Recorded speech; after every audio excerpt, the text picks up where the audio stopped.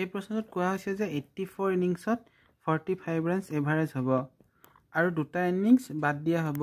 যি দুটা ইনিংছ বাদ দিয়া হৈছে সেই দুটা ইনিংছৰ ডিফাৰেঞ্চ 120 ৰানছ আছিলে আৰু ইয়াৰ সেই দুটা ইনিংছ বাদ দি দিয়া হ'ল, মানে 84ৰ পৰা দুটা ইনিংছ বাদ দিলে 82 ইনিংছ হ'ব। সেই 82 ইনিংছৰ এভাৰেজ ৰান 43 হ'ব। আমাক সুধিছিলে যে যি দুটা ইনিংছ বাদ দিছিলে তাৰে ডাঙৰটো ইনিংছ মানে এৰ ভেলুটো কিমান সেইটো সুধিছে প্ৰশ্নত। এতিয়া এইটো প্ৰশ্নৰ উত্তৰ কেনেকৈ সমাধান কৰিব লাগিব চাওঁ আহক। প্ৰথমতে আমি কি কৰিম, 84 ইনিংছত যিহেতু 45 ৰানছ এভাৰেজ হৈছে, গতিকে 84 ইনিংছত টোটেল ৰান কিমান হৈছে সেইটো আমি চাই ল'ব লাগিব। কেনেকৈ উলিয়াম, 84ৰ লগত 45 পূৰণ কৰিম। 5 4 গুণ 20, 5 8 গুণ 40, 42, 4 4 গুণ 16, 4 8 গুণ 32, 33, 0 6 2 8, 4 3 7, 3, মানে 84 ইনিংছত টোটেল ৰান সংগ্ৰহ কৰিছে 3780। 82 ইনিংছত 43 ৰানছ হৈছে এভাৰেজ, গতিকে 82 ইনিংছত টোটেল ৰান কিমান হৈছে সেইটো আমি চাব লাগিব। গতিকে 82ৰ লগত আমি 43 মাল্টিপ্লাই কৰিম। 3 2 6, 3 8 গুণ 24, 4 2 গুণ 8, 4 8 গুণ 32, 6 8 4 12, 2 2 4 1 5 আৰু 3। এতিয়া আমি দেখিলোঁ যে 84 ইনিংছত টোটেল ৰান হৈছে 3780 আৰু 82 ইনিংছত টোটেল ৰান হৈছে 3526।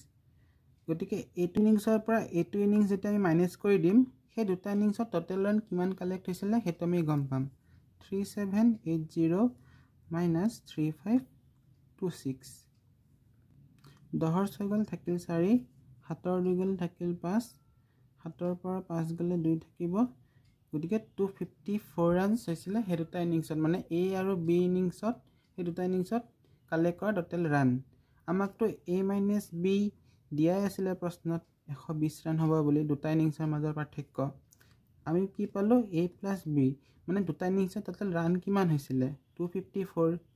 আমাক উলিয়াব কি দিছে, আমাক উলিয়াব দিছে এ। গতিকে আমি এতিয়া এৰ মান উলিয়াবৰ কাৰণে আমি কি কৰিম, এই সমীকৰণটোৰ লগত এই সমীকৰণটো আমি যোগ কৰি দিম। চাওক, এ minus B plus A plus B সমান 120 যোগ 254। A plus বিটো A minus B লগত কাট খাই গ'ল, এ দুটা এ হৈ গ'ল, 2a লিখিলোঁ, কিমান হ'ব 4 5 2 7, 2 1 3, আৰু এৰ লগত 2টো পূৰণ হৈ আছে, এইফালে যেতিয়া আহিব হৰণ হৈ যাব। গতিকে এ সমান 374ক 2ৰে হৰণ কৰিলে কিমান পাম, 2 গুণ 2, 2 8 গুণ 16, 2 7 গুণ 14। গতিকে ইয়াৰ শুদ্ধ উত্তৰটো হ'ব 187।